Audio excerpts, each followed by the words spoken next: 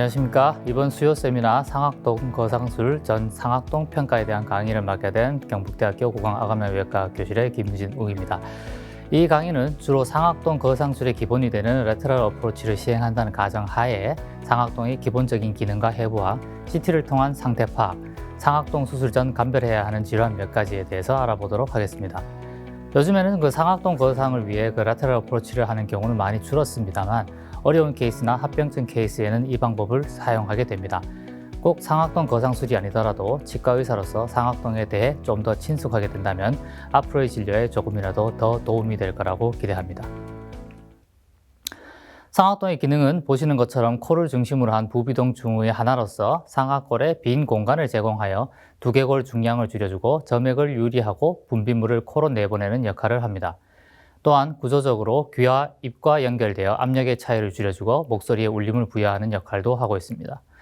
그래서 상악동에 질환이 생기면 귀도 아플 수 있고 목소리도 변하고 머리도 무겁고 코도 막히고 하는 등의 증상이 나타나게 됩니다. 상악동은 코를 중심으로 한 부비동 중에서 가장 먼저 발생하게 되어 매년 수직으로 2mm, 전후방으로 3mm씩 성장하게 되며 영구치의 명출 후에는 성장이 멈추게 됩니다. 상악동은 전체적으로 나잘월을 베이스로 하는 피라미드 모양을 하고 있으면서 높이는 약 4cm, 너비는 3cm, 길이는 4cm 정도 됩니다. 상악동의 성장은 영구치가 명출되면서 멈춘다고 하였지만 노령화되면서 상악동은 점차 함교화라는 과정을 나타내게 되는 경우도 있습니다. 그래서 때로는 파노라마 사진을 찍어보면 그림에서 보이는 것처럼 상악 구치부 치근이 그대로 노출되어 보일 정도로 상악동 바닥이 치근을 따라 굴곡진 모습을 확인할 수 있습니다. 상악 구치부 상방 상악동의 함교화로 치조골이 매우 얇아지고 발치 도중 상악골 후방부 골절이 발생하여 의뢰된 환자입니다. 발치는 무사히 진행되었고 정상적인 치유를 보였습니다. 하지만 상악동의 함교화는 발치 후 더 진행이 되어 세컨더리 septum을 남기게 되었습니다. 상악동 주변 해부를 살펴보도록 하겠습니다. 우선 상악의 전반적인 혈액 공급은 하안화 동맥과 후상 치조 동맥이 담당하고 있습니다. 그리고 이 두 동맥은 상악동 주변 상악동벽 골 내부와 연조직에서 연결되어 상악동 수술에 영향을 줄 수가 있습니다. 요즘에는 상악동 거상술에 라테럴 어프로치를 이용한 윈도우 형성이 많이 줄어들었지만 윈도우 형성을 할 때 가장 신경이 쓰이는 혈관이 이 상악동을 둘러싸는 혈관이 되겠습니다. 혹은 상악동에 외과적 처치가 필요한 경우도 마찬가지가 되겠죠.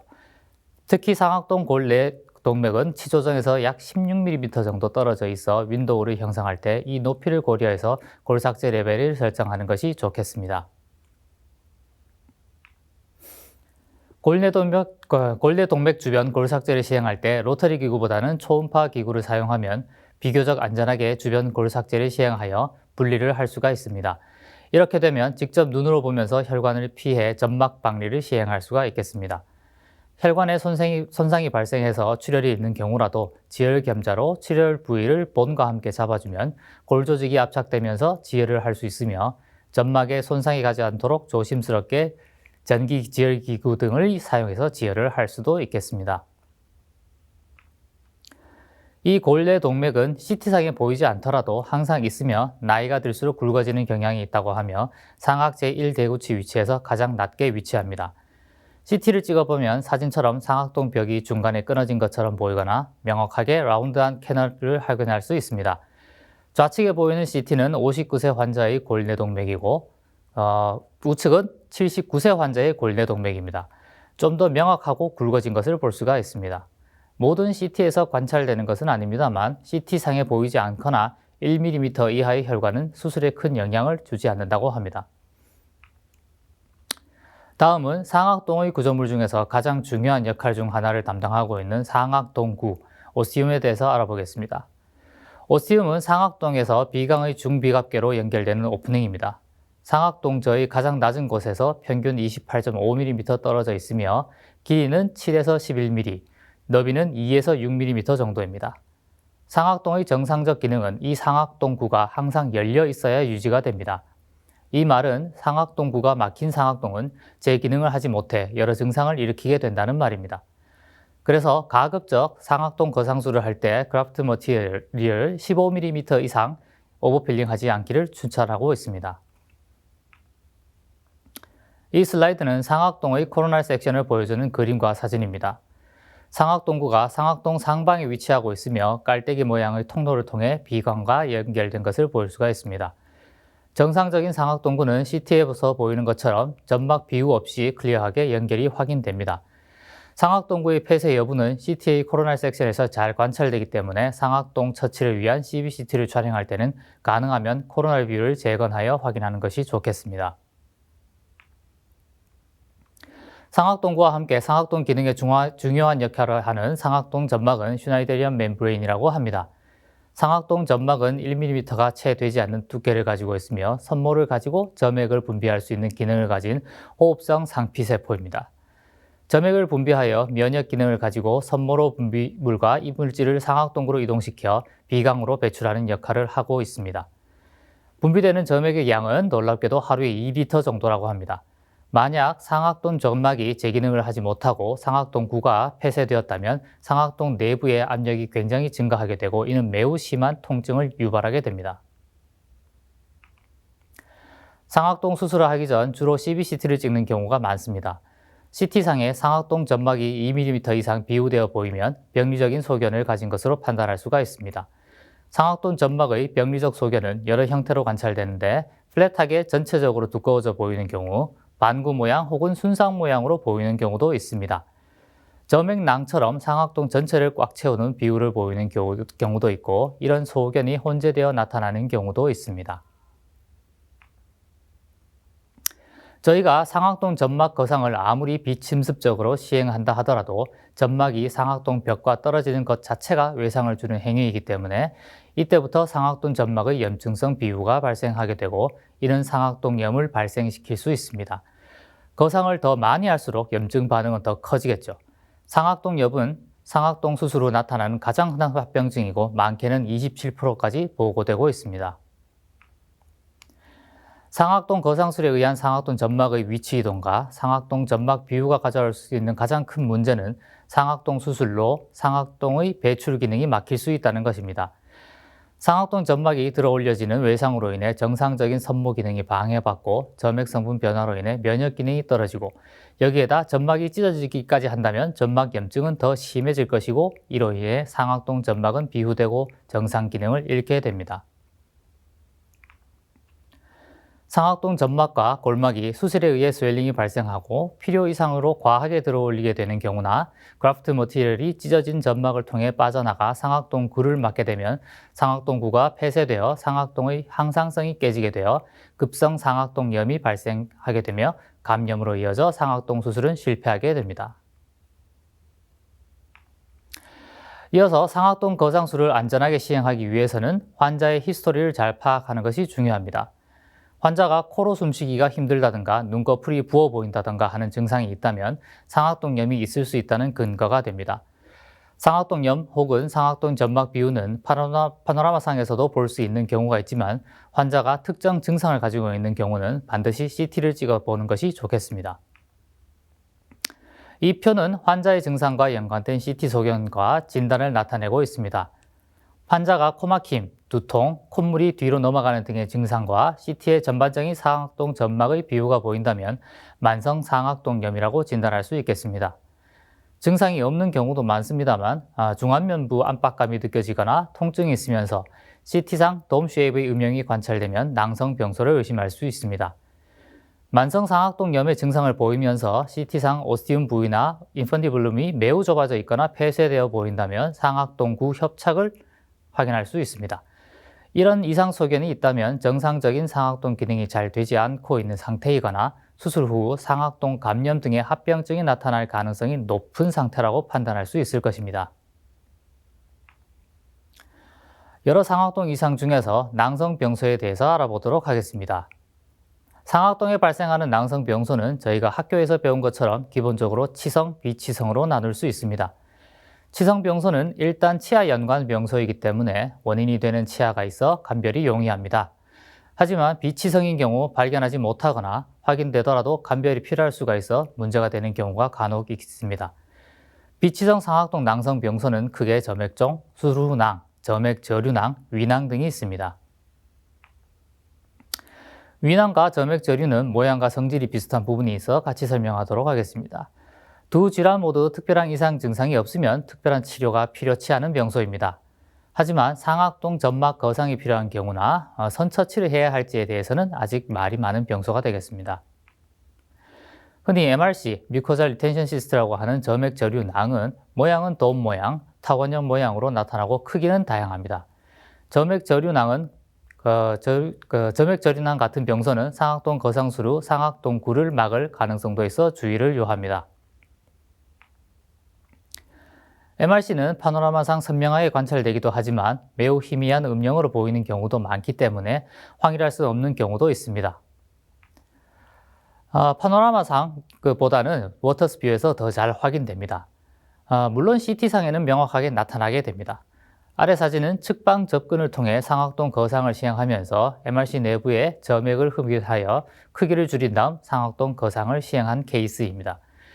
MRC를 흡입해보면 맑은 노란색의 점도가 낮은 비교적 투명한 액을 확인할 수 있습니다. 이 파노라마에서는 좌측 상악동의 돔 모양의 MRC가 명확하게 관찰됩니다. 앞의 슬라이드에서 마찬가지로 상악동 거상을 시행하였습니다. 아스피레이션하여 크기를 줄인 다음 고리식을 시행하였습니다. 아래 파노라마를 보면 거상수로 얼마 후 다시 고리식제 위에 MRC 크기가 회복된 것을 볼 수가 있습니다. 골치 위에는 영향을 주지 않았고 다행히 상악동부에 폐쇄도 없어 별다른 이상 없이 치료를 완료할 수 있었습니다. 점액류라고 하는 병소는 구강저에 흔히 발생하는 외상성 점액류와는 완전히 다른 성향을 가진 병소입니다. 상악동에서 발생하는 점액류는 매우 파괴적인 성향을 가지고 있어 주변 조직에 심각한 변형을 야기할 수 있는 병소입니다. 안화, 비강, 치조골의 흡수, 변형을 가져올 수가 있고 심한 경우에 두개강까지 확장될 수 있기 때문에 혹시라도 CT를 찍었을 때 상악동을 가득 메우고 주변 구조물들의 변형이 관찰되는 병소가 발견된다면 점액종이 아니더라도 상급병원으로 의뢰하는 것이 좋습니다. 마지막으로 POMC에 대해 알아보겠습니다. POMC는 포스트 오퍼레이티브 막실러리 시스트를 줄여서 부르는 말인데요. 말 그대로 상악동 수술 후 발생하는 낭을 말합니다. 여기에서 수술은 흔히 예전에 축농증 수술이라고 부르던 근치적 상악동 수술입니다. 과거에는 흔히 시행하는 수술이었지만 현재는 내시경을 이용한 보존적 수술로 대부분 대체되어 지금은 주로 노인층 환자들이 젊은 시절 축농증 수술을 받았다고 하는 경우 대부분 이 수술을 받은 것으로 볼 수가 있습니다. 상악동 근치술 후 10년 이상 경과한 후 발생하고 이 낭은 발생하면 팽창하면서 주로 상악동 구치부나 잇몸의 통증이나 두통, 눈의 통증을 호소하는 경우가 많습니다. CT를 찍어보면 XRV에서 특징적인 소견을 볼 수가 있습니다. 상악동 전벽이 소실되어 있거나 상악동 전벽이 후퇴된 외형을 볼 수가 있습니다. 그리고 상악동 벽은 전반적으로 두꺼워져 있습니다. 간혹 환자분이 나이가 많은 경우 수술받은 기억을 잘 못하시는 경우가 있는데 CT를 찍어 봤을 때 이 슬라이드처럼 보이면 10중 8구 상악동 근치술을 받았다고 판단할 수가 있습니다. 우측 상악동 근치술을 받고 POMC가 발생한 환자의 좌우 상악동을 비교해보면 우측 상악동 내부에 라운드한 병소로 인해 상악동 팽창이 관찰되고 내부가 호모지니스한 물질로 채워져 있는 것을 볼 수가 있습니다. 상악동 전벽이 소실된 것을 보아 수술의 경력이 있으면서 낭성 병소가 있기 때문에 대부분 경우 POMC로 진단됩니다. 아스피레이션이 가능한 경우 약간의 피가 섞이는 경우도 있지만 주로 짙은 갈색의 점도가 높은 점액이 관찰됩니다. POMC 케이스를 보도록 하겠습니다. 72세 남자가 상악동 식립 부위 입천장이 부어서 개인치과 병원에서 의뢰되었습니다. 초진 파노라마 사진입니다. 히스토리 테이킹에서 상악동 고리식은 내원하기 10년 전에 하였고 임플란트는 6개월 후 심릭하였다고 하였습니다. 파노라마상 고리식 상방 후방에 반대편 상악동과 비교하여 상악동 벽이 팽창도에 있는 것을 볼 수가 있으면서 POMC 가능성 감별을 위해 축농증 수술 경력이 있는지 물어보았고 수술을 받기는 하였는데 언제 받았는지는 기억나지 않는다고 하였습니다. XRCT입니다. 좌측부터 보시면 우측 상악동에 낭성병소로 인한 상악동 팽창이 보이고 임플란트와 고리식은 잘 유지되어 있는 것을 볼 수가 있습니다. 코로날 뷰를 보시면 협축골, 구개골은 골 흡수가 심하게 일어난 상태이고 비강으로도 낭이 많이 확장되어 있는 상태를 볼 수가 있습니다. 병소 내부 흡인을 하여 검붉은 갈색의 점액이 나오는 것을 확인하였습니다. 상악동 전벽의 함몰 상태와 낭성 병소, 흡인을 하여 확인된 액체로 보아 조직 검사 없이도 POMC라고 진단할 수 있었습니다. 파노라마 사진을 한 번 더 보겠습니다. CT상 환자는 좌측 상악동에도 상악동 근치수를 받은 것을 확인할 수 있고 작은 POMC가 상악 치조골 뒤 발생한 것을 볼 수 있지만 앞쪽으로는 충분한 치조골이 남아있기에 임플란트가 잘 식립된 것을 볼 수 있습니다. 하지만 우측을 보면 상악동 골 이식을 시행하였습니다. 이 말은 10년 전 수술을 할 때 우측은 상악동 골 이식이 필요할 정도로 이미 치조골이 흡수된 상태였다는 것을 알 수가 있고 환자의 히스토리를 볼 때 이미 POMC가 우측 상악동에 자리를 잡고 있었을 것입니다. 결국 POMC에 의해 발생한 치조골 흡수 소견을 상악동 함기화로 판단하여 상악동 골 이식을 시행한 것이 아닌가 생각합니다. 이 환자는 다행히 임플란트에 문제가 없었으며 골 이식도 밀리거나 흡수되는 현상 없이 잘 유지되고 있어 비강의 구조물도 보존할 수 있도록 보존적 처치를 통해 진료를 시행하고 있습니다. 케이스를 하나 더 보겠습니다.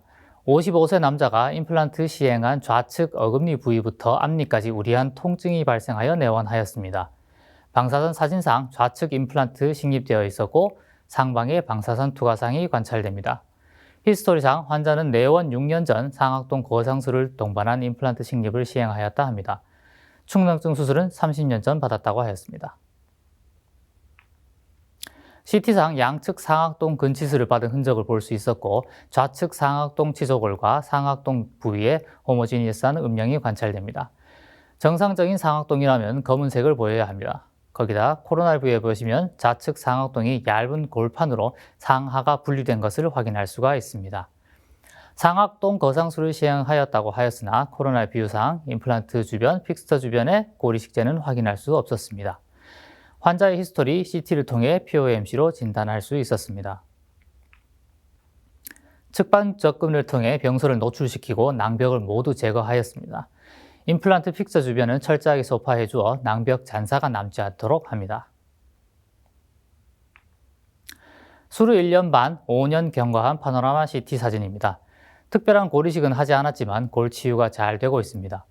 이 환자의 경우도 이전의 케이스와 마찬가지로 이미 POMC가 발생한 부위에 상악동 거상술을 시행한 것입니다. 물론 이런 경우가 흔하게 일어나는 것은 아닙니다. 하지만 대부분 상악동 거상술이 필요한 환자는 노령이고 치조골 부족과 상악동 함기화가 있는 경우입니다. 몇 마디 히스토리 테이킹과 술전 CT가 있다면 최소한 병소를 의심해 볼 수 있을 것이고 이러한 문제는 충분히 예방이 가능하리라 생각됩니다. 이 케이스를 보면 POMC가 있는 상태에서 임플란트를 식립해도 후 처치를 통해 잘 낫지 않을까라고 생각하실 수도 있을 거라 생각합니다. 하지만 POMC는 치아나 치주 문제로 감염이 잘 발생하고 심한 통증을 유발할 수 있기 때문에 오진하면 골 이식, 임플란트 모두 실패할 수 있어 이 케이스처럼 적용할 수 있는 경우는 한정적이라고 생각됩니다. 이 케이스는 낭성병소를 정상 상악동으로 판단할 수도 있다는 것을 보여드리기 위한 것이기 때문에 오해하지 마시기 바랍니다. 이외에도 발치 후 잔존낭을 상악동 함기화 혹은 정상 상악동으로 판단하여 낭을 거상하여 골 이식 및 임플란트 식립을 한 경우도 있었습니다. 그럼 오늘의 내용을 정리하겠습니다. 상악동 기능을 유지하는 데에는 막히지 않은 상악동 구와 정상 기능을 하는 상악동 점막이 필수입니다.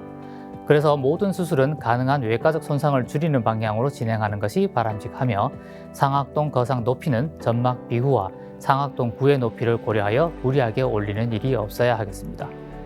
그리고 수술 전 CBCT를 통해 상악동 점막의 이상 병소는 없는지 확인하여야 합니다. 염증성 병소나 낭성 병소가 관찰되는 경우 원인을 제거할 수 있도록 해야겠고 필요한 경우 상급 병원으로 의뢰하는 것이 좋습니다. 또한 50대 이상이나 노인 환자의 경우 축농증 수술 경험 유무를 히스토리 테이킹, CT를 통해 상악동 수술을 받은 적이 있는지를 확인하여야 하고 CT를 통해 상악동 수술 흔적과 연관된 낭성 병소는 없는지 확인하여야겠습니다. POMC나 낭성 병사가 관찰되거나 의심되면 반드시 상급 병원, 구강 아가면 외과로 의뢰하여 확인 후 상악동 처치에 대한 자문을 구하는 것이 좋을 것입니다. 이제는 상악동 거상술은 임플란트 치료를 위한 일반적인 치료가 되었습니다. 그만큼 많이 알려져 있고 많은 치과 의사 선생님들이 하고 계십니다. 하지만 상악동 병소에 대해서는 아직 익숙하지 못한 분들이 많습니다. 이 마지막 슬라이드를 반드시 기억하시어 아무리 간단해 보이는 상악동 케이스라 하더라도 이상 유무를 확인하신다면 확인하신 만큼 안전하고 만족할 수 있는 결과를 얻으실 수 있을 것입니다. 이상 강의를 경청해 주셔서 감사합니다.